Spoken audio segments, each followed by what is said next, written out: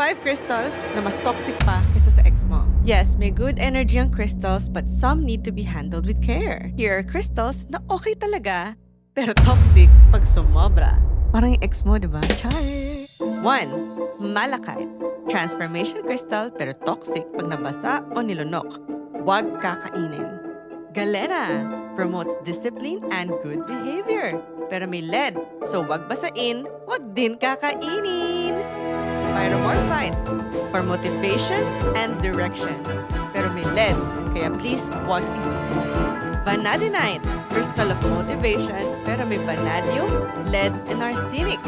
Nakakalason pag kinain. And finally, bismuth.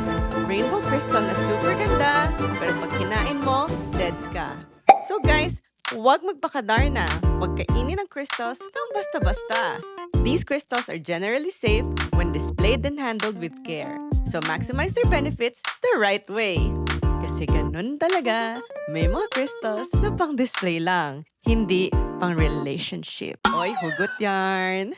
I'll see you again soon. Bye!